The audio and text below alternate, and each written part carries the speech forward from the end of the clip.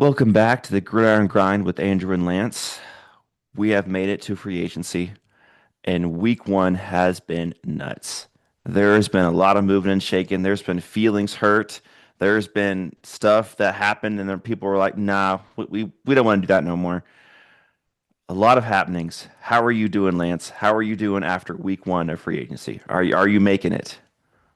Andrew, I just feel bad I haven't been able to invest as much time into free agency. I feel like I haven't been as faithful of an NFL follower this time. I mean, I'm still following it, but dude, Hmm. work has been crazy busy right now. Yeah. So, I yeah, I follow where I can.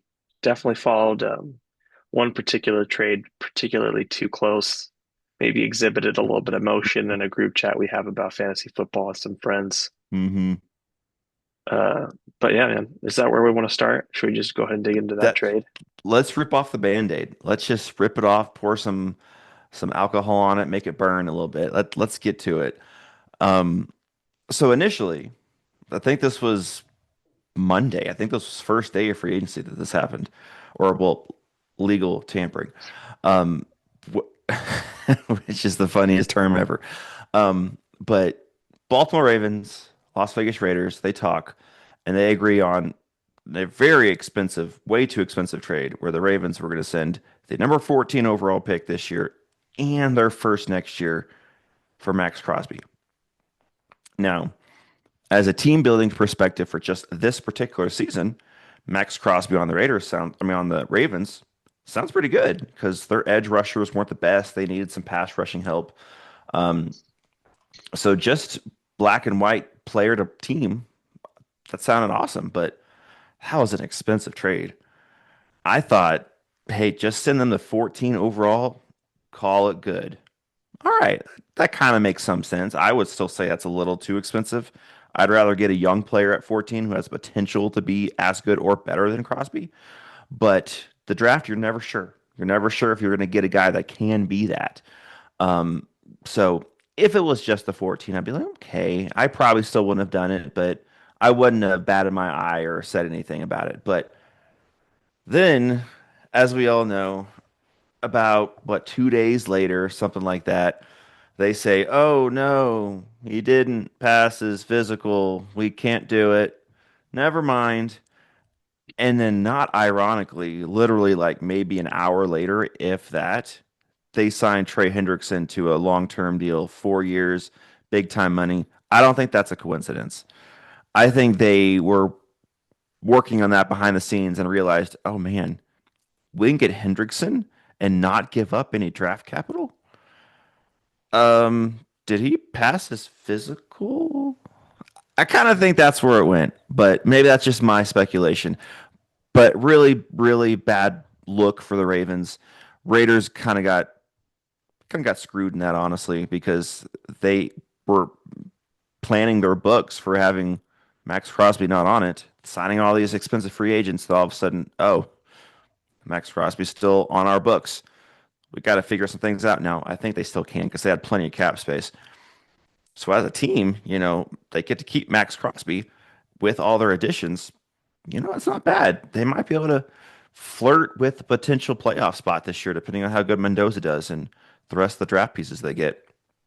But overall, really, really, really bad look by the Ravens. You can't do that. I know Penn wasn't a paper yet, so legally they did nothing wrong, but it's the non-spoken rule. It's the bro code, basically. And do you think the Raiders are ever going to do business with the Ravens again? Probably not when both those GMs are still in place. Like, no, you backed off. I don't want to do business with you. I'm going to go someone else. So just really bad look by the Ravens.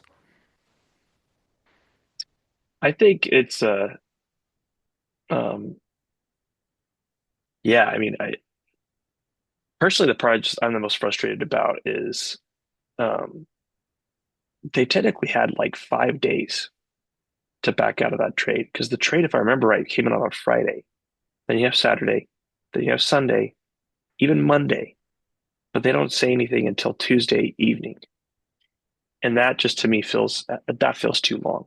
It just seems there's a window where you can undo a trade and it seems fair. But um the part that I just thought about in my head. is, um, what if last year when the Ravens traded Jair Alexander to the Eagles and Jair walks away from the game and the Eagles go back and say, well, NFL, we're taking back our sixth round pick. Ravens, you can have your seventh round pick. This trade wasn't anything we expected it to be. Well, they Hmm. didn't. That didn't happen. But it was still within a week of that trade. Like, should that have been justified? Because the fact that they didn't know that Jair was going to retire, not to mention, the Ravens were selling that like Jair had something left in the tank. That's certainly the narrative they went with. And so to then do this just seems hypocritical to the nth degree. So that's the part that just makes me the most angry is, um, yeah, I don't know what you're going to do now. This is going to be really interesting. It's going to make trades really interesting. Personally, I think the NFL should add a poison pill provision. And the poison pill provision would Mm. be me that there has to be a punitive undoing, right? Like the way I think about it is when you are purchasing a house and you put in an offer, typically you have to lose somewhere between, like $2,000 to $10,000 of whatever you put in to say that, hey, you want this house. And then if you back away, you have to pay that because you've Hmm. already gone into a contract and therefore there's somewhat of a market loss for the person that owns the Hmm. home. Yep. Time spent on it. Yeah. And I think Hmm. that's what the NFL should do. And then I would just make the NFL the arbitrator. The NFL will come up with a fair number of what the team has Yeah. to surrender. But to me, that's what I think the NFL should do moving forward. It's just too long. Hmm.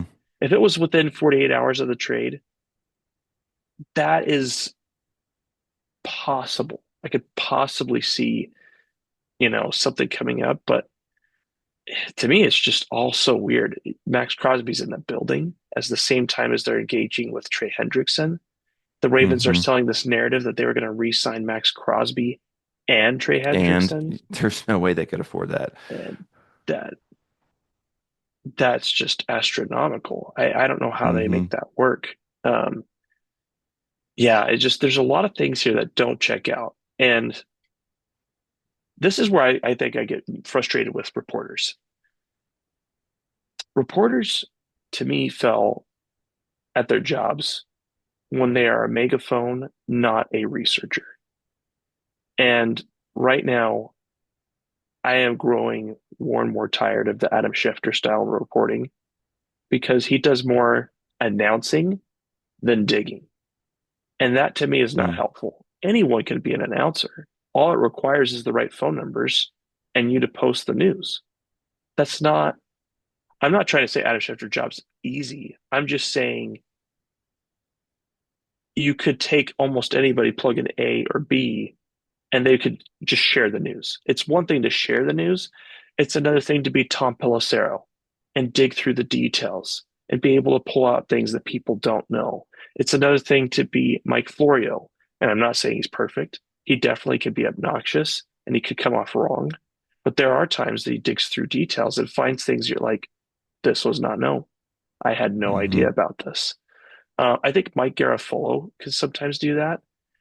And it frustrates me when we have reporters that just do surface level reporting. That does no one no favors.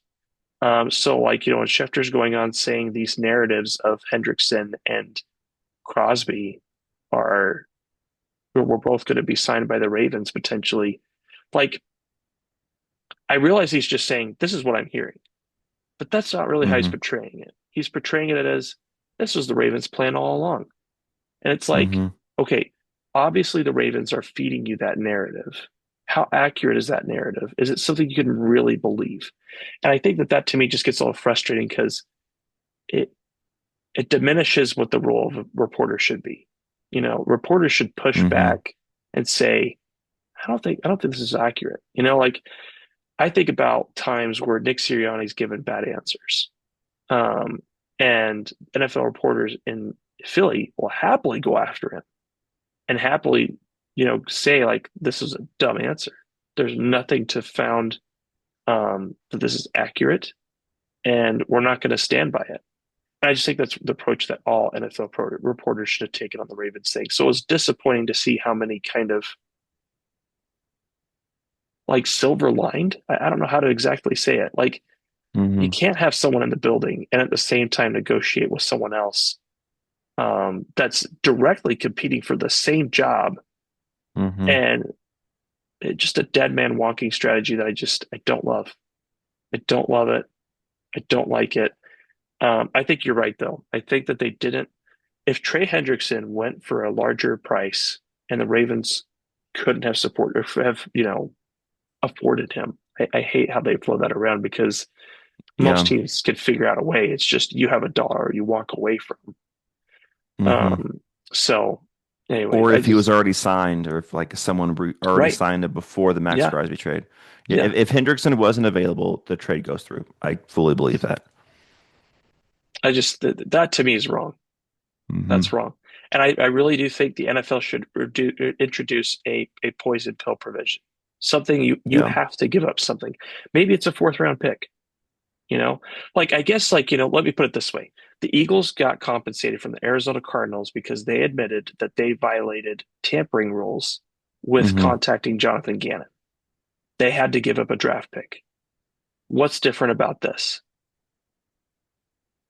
Like I realize that retroactively the NFL can't go back and say we're going to take a draft pick from the Ravens, but you certainly can tell teams moving forward, we will take draft Hmm. compensation from your team if you submit a trade, make it known, and leave it in a space for X amount of days and then seek to undo it. Well, we're not going to justify that. Without valid reason, because this whole he failed his physical. I mean, he Well, had surgery in January. How is he the, going to fully, truly pass 100% a physical? but the thing is, though, you have to go back and listen to Costa's comments. He's not really saying failed the physical. He's just saying Hmm. we are taking a different course of action because we just determined it's not in our best interest. That's how he's saying it. And I think he knows that he can't say that because, okay, well, what about Trey Hendrickson? He also had surgery in the offseason. Is he Hmm. 100% healed and no issues? If he says it Hmm. on those grounds, then I think that's why the Ravens are not saying that because they Hmm. know that they would get into potential legal waters with the NFL because that's not accurate. So we'll see.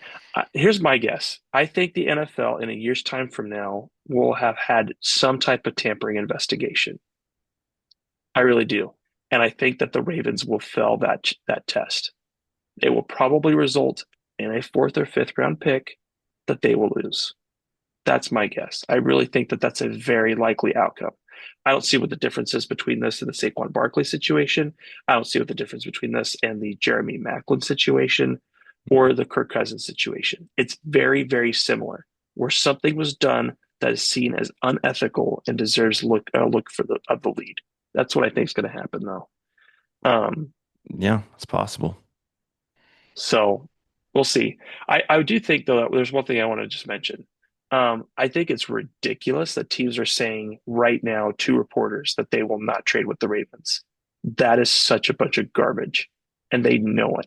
If a player becomes available that they want from the Ravens, they will suddenly somehow forget about this experience and still trade with the Ravens. It's going to happen. It's ridiculous to think that all 31 other teams are going to embargo the Ravens and not trade with them. That's just disingenuous. They're Yeah. disingenuous.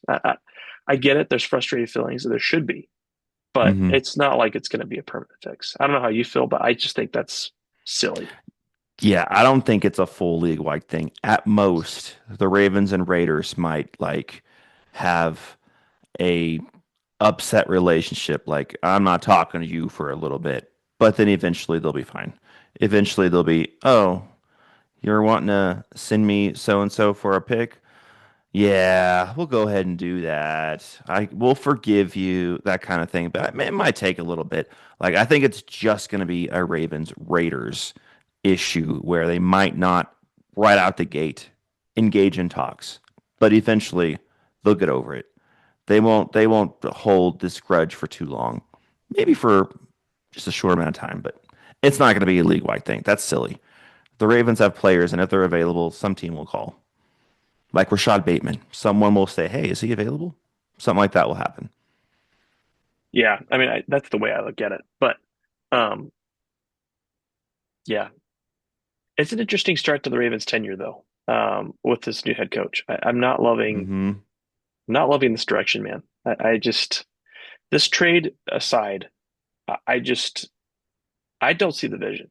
I'm struggling to see what Hmm. they're trying to do long term. I get it; they couldn't afford Isaiah Likely. That was not likely to happen. Hmm. You I see know, what you did there. it just wasn't though. It did. There's no way they were Yeah. going to be able to find a scenario where they could keep him and Marquise. Um, or Yeah, Heaps. and they Did I get lost that? Linderbaum. Mark Andrews, excuse me. I'm combining two Ravens tight ends, and I'm making one master tight end. Which honestly, a Mark Heaps combination, Todd Heaps and Mark Andrews together. I mean, wow, that would be like the greatest tight end of all time, possibly. Yeah, yeah, that'd be interesting. But yeah, and the Ravens lost Linderbaum. Um, I think they took a step back this offseason. Just Oh looking at yeah, their team, yes, they signed Trey Hendrickson, but is he going to be that guy much longer? Because he's what, 32 now, I think? and they signed him to a 4-year deal. I What a know. dumb. Well, and here's the other thing I think I want to say. Sorry, I just want to say this real quick on that point. You know, Yes. I think people get way too obsessed with they can get out early from this contract. Just because you can get out early doesn't mean you get out without any financial losses. Hmm. Like that's the part you got to remember. Okay, so maybe you only are on the hook after the season for 20% of the contract, 30% of the contract. That's still 30% of whatever money you could have used to put somewhere else that now you can't. Hmm. So that one season rental or season rental better be worth it. Yeah. And the reason why they do it, why they tack on, so it's 4 years, 112, 60 million guaranteed. So only just under half, or a little over half it's guaranteed. But the reason why they do that is that way they can spread that money out to the other 2 years Yes. because you can only spread that money out to the length of the contract. So if they sign them to a 2 year deal with 60 million guaranteed, they wouldn't be able to spread that out. So, but still, that's a big contract for a guy that maybe has a year left. And that's maybe because he, like you say, is coming off an injury and it's a little bit of a gamble, a little bit of a risk. And he used to be really good for sure. He was a top three, top four edge rusher in this league. But that was like 2, 3 years ago. Is that still the same guy? I'm not sure. And then they lost Linderbaum. They lost Likely. They went and signed guard John Simpson. That doesn't really do much They for me. also lost Gilman to the Chiefs. That was one of their Hmm. starting safeties.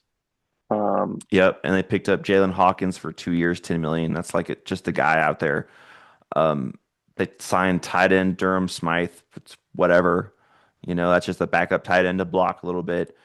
So I don't really see everything going on right now. Now they have this currently, unless they trade it, they have the 14th overall pick. So can they get like a legit receiver with that? Sure.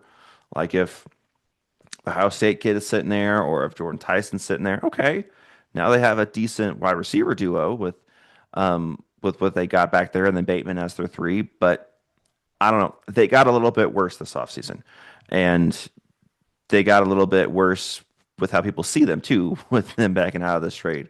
So I'm not fully liking what the Ravens are doing so far. I actually think that the Bengals had a better offseason than the Ravens so far, which that's wild to me. But the Bengals retain a good amount of their guys. Well, I guess they only re-signed Reisner, but they picked up a few defensive pieces that they need defense. And then they have a high draft pick to maybe pick up more defense. So I kind of like what I'm seeing from the Bengals more than I am the Ravens this offseason. yeah, well, I think is it Boye Mafe? Is that how you say his name? Hmm. Hmm. To me, that was a good move. Yep. Um, I think Jonathan Allen is a fairly good move. Like I don't mind that. They I kept will have to Orlando. say with Jonathan Allen, Mhm. Minnesota Vikings thank the Bengals big time because of how Oh, much did they they? paid him. Yeah. Because he had $8 million guaranteed from us. That voids because they're paying him 13 million a year this year. So thank you, Bengals, for helping us save on the cap a little bit. Um, but as a player, just black and white, that helps their D line because their D line wasn't very good. Um, is he a top 20, top 30 D tackle anymore? No. But can he still make some plays? Sure. So that's helpful. They're overpaying him a little bit, but it's not egregious. So, but as a team, as a defense, they did improve with that signing. I mean, I will say though, defensive tackle money was silly this offseason. I mean, the people that Oh, got it's been paid, silly for years. Yeah. but it was like really bad. So it's not defensive tackle, but it is defensive line. I mean, Jalen Phillips getting 30 million each year from the Panthers. That was hmm just that was outrageous. Um, he better be a home run hit because like hmm very glad that the Eagles decided not to make that financial investment because if that's what he was looking for, no, we've got too many other people to pay. We got to pay Jalen Carter potentially. We're gonna have to pay Quinyon Mitchell and Cooper DeJean here soon. So yeah, I it was crazy. I mean, someone told me this was like the 2017 NBA free agency where people just overpaid like crazy for people, hmm and I think there was a ton of overpaying where just that I contract mean, we did not just make talked sense. about Linderbaum. He makes $9 million more than the second highest paid center, Creed Humphrey. That's insane. Crazy, crazy. hmm I Yeah, mean, yes, reset the market by making more than the previous guy, sure, but not by $9 million a year. Make that like $1 or $2 million a year more. That would make sense.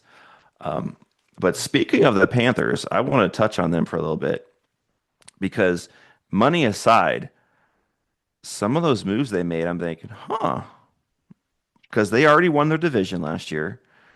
Some of the struggles they had was defense, getting to the passer, and I would say they still need like another good receiver because I like Tet. I like a couple other guys they have, but I don't really love anyone outside of Tet on their team as a receiver. So I think they still need that. They picked up John Mechie, who's a good depth piece. He's not bad at receiver, but I like how they picked up Jalen Phillips and Devin Lloyd. Their defense is going to be a lot better with those two pieces. And like I said, money aside, because like that money is crazy.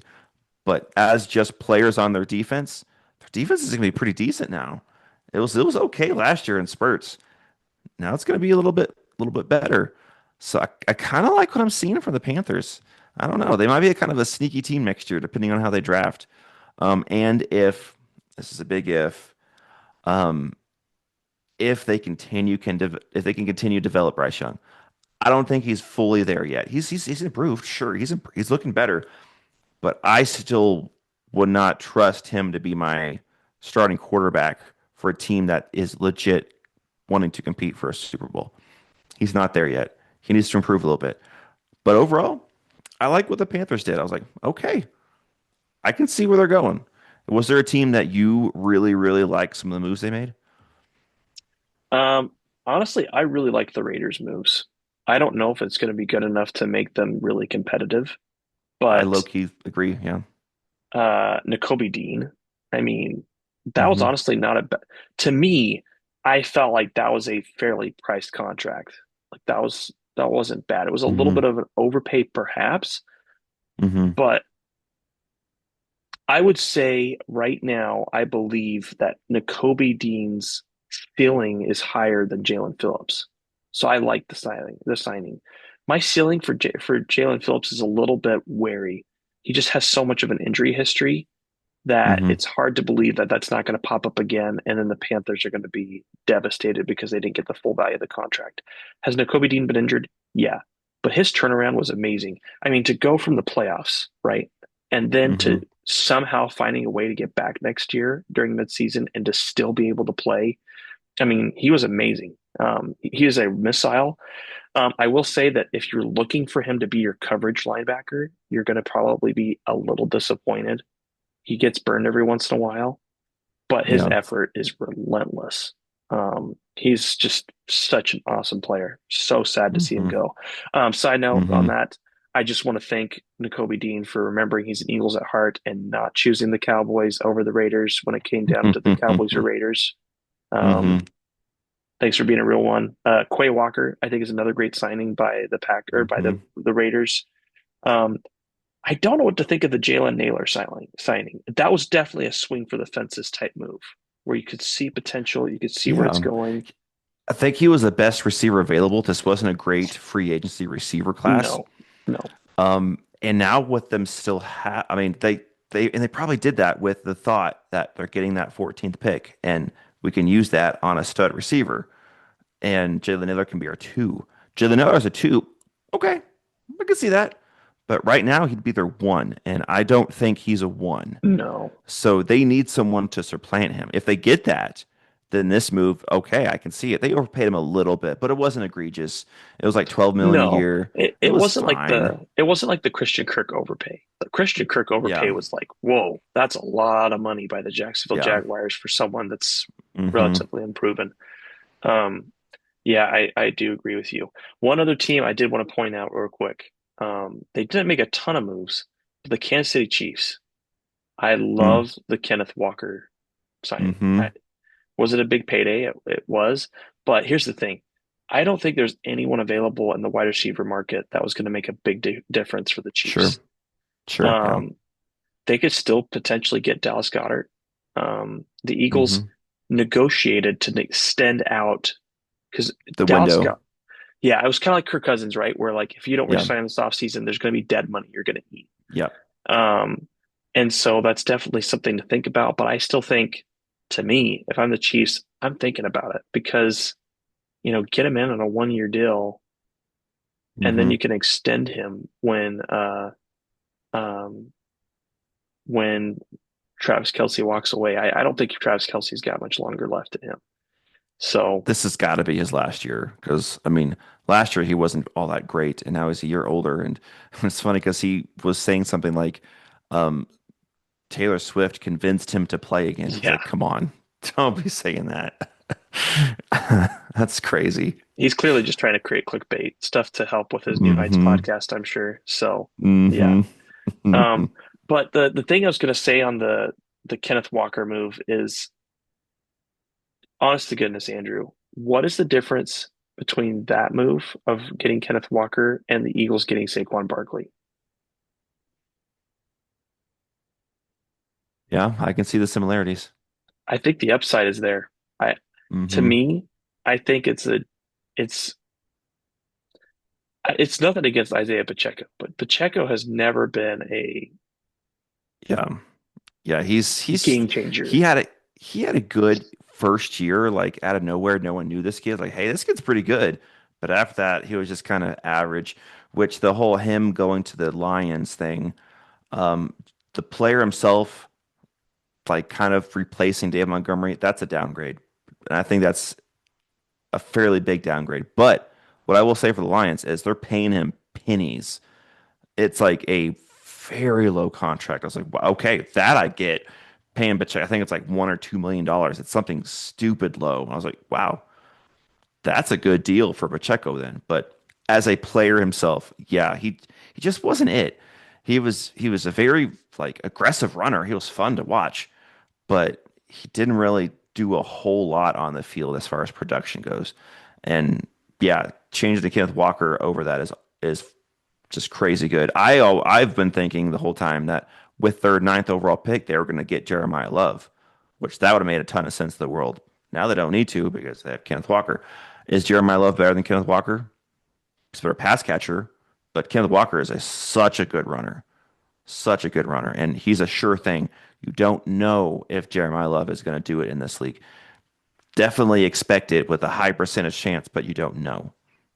Kenneth Walker, you know what you're getting. You're getting the Super Bowl MVP. And the contract wasn't bad either.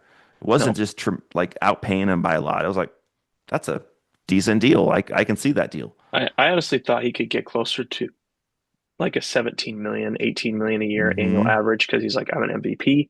I want to reset the market, but he didn't go Hmm. for that. But I think that in his mind, I don't know, to me, I just think it's a smart strategy. You're giving up a little bit of money maybe compared to what another team would pay you, but you're going to compete with the Chiefs. He will Hmm. compete. I mean, you've got this Trent McDuffie trade that just gave you a ton of draft capital. The Kyrus Tonga Hmm. signing is really good, and I think is Yeah. Yeah. like low key underrated. I don't think he's going to be like a world record, but I do think he's going to be a good role player for Chiefs. Hmm. Um, I just think that they managed their cap situation pretty well. Like I was really Yeah, impressed by the moves that they made, and I felt like um, they put themselves in a spot to be competitive.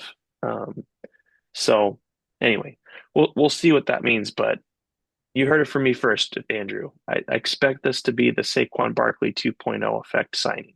And I think it's very, yeah. very possible. My only question for the Chiefs is how are they going to tread water before Mahomes gets back? Because there's reports, oh, he should be back week one. He's not going to be back week one. He won't. There's no way. I mean, it might be like a week five, six thing until he's fully back to Patrick Mahomes. So if they can tread water, they could do something next year. But we'll see how that goes. I know Andy Reid, one of the best coaches in the league. He can probably figure it out. Um, but their backup's going to have to really get some good play, get some solid wins. Hopefully their schedule's like a little bit lighter the first few games. Because I really don't think Mahomes is coming back initially because he got hurt like October-ish, November, that time frame, and it's just gonna take a while. So we'll see how that goes. But yeah, the offseason move the Chiefs made are really good. Um, I didn't really have any other teams I fully wanted to touch on. I did like the Texans getting Dave Montgomery and picking up Braden Smith from the Colts, the tackle. So now they have two good Oh tackles, yeah. and they have an Ingram played pretty decently last year, so they have two good tackles and an above average guard. So now they just need to get one more guard and a center. So their O line's starting to improve, and I really like Dave Montgomery as a running back. We'll see if C.J. Stroud is it. I don't know, but their O line has improved. They improved their run game. Him and Woody Marks, that's gonna be a good combo. So I like that. But yeah, I don't really think there's anything else I want to touch on. Um, there are some teams that made a ton of moves. Awesome. Congratulations, Titans, for signing like 12 guys. Um, Happy that you guys are going to win 6 games again. But Hey, that's the Tennessee New York Giants to you. that's fair. That's totally fair. But yeah, that's all I really wanted to touch on in week one free agency. Um, Lot of moving and shaking. I think on the Texans part, just making me think of it, I really do like the Reed Blankenship signing for him. That too. Yeah. I think he's going to be good. I know we feel differently on the David Montgomery trade, but I really like the David Montgomery trade, especially since the Texans did not have an answer at running back, and it's not a massive overpay. Because Hmm. like the Texans, I'm not sure that Kenneth Walker would make sense to go there. I think that Hmm. Kenneth Walker going to an established team increases the likelihood that he's going to continue to be a dominant running back, whereas the Texans they have a legitimate question, man. Is CJ Stroud the quarterback? I don't know. I mean, Yeah. this season, sure. After that, I don't know. Um, Hmm. just last year ended so badly that it's got to be on their mind. Um, so we'll see. But I do like the moves the Texans made. But yeah, it's been an interesting free agency period on some of the national Hmm. stuff. And there's a lot to go. A Yep. lot to go. Oh yeah, Yeah. Yeah, it's been fun. It's been fun. And then a couple weeks, we'll start really thinking about the draft. it's true. That's right around the corner. It's gonna be here before we know it, man. Dude, Hmm. that is the best. Taking like 3 days to just watch and follow the draft. Love it. So Hmm. nice.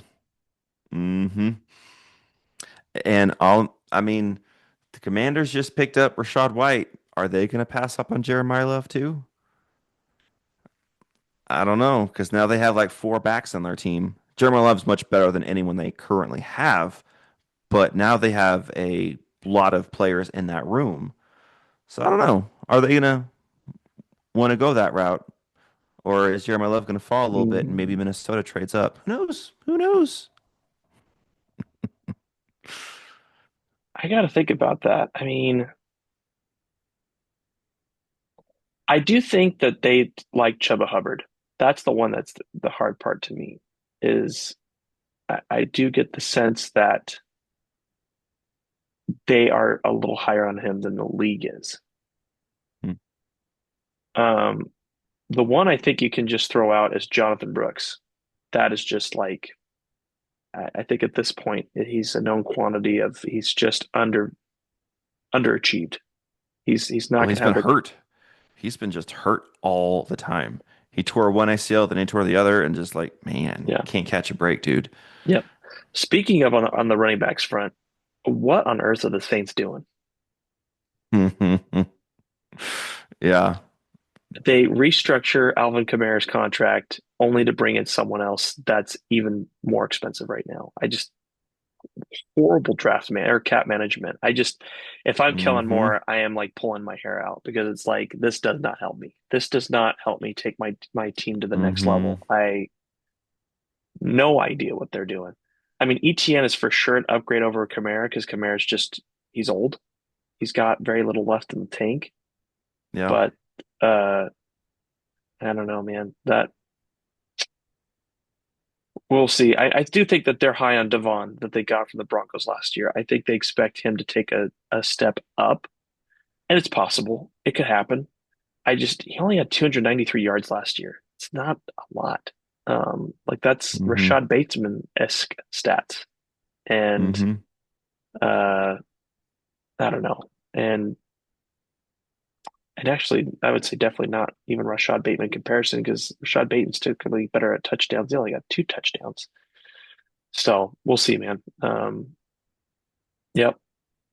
Colts secured Yeah. mediocrity for the next 2 years. Hmm. Hmm. So yeah, I think that's I think I've covered everything I wanted to from a national perspective. Any other national news you want to dig into? I don't think so. I don't think so.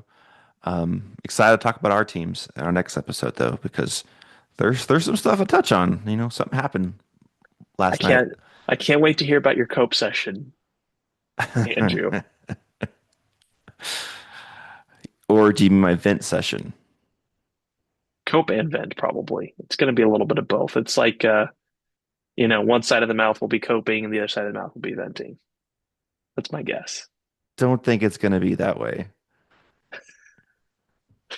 Only Okay. thing I'm happy about is we can quit thinking about Aaron Rodgers of the Vikings like it's been talked about for 2 straight years. Here's the cope. That's the cope coming straight in. It's not cope, it's more seeing the only positive sign out of this is okay, I don't have to hear Aaron Rodgers. That's the only positive.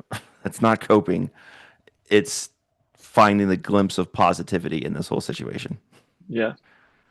It was interesting. So, Hmm. well, should we We'll should we get into wrap that. should we wrap Yeah, things up and then get ready for our next chat? let's do it. Thank Okay. you guys for joining us in this episode of the Gridiron Grind with Andrew and Lance. Be sure to like, subscribe, and comment, and we will see you next time. We'll see everybody.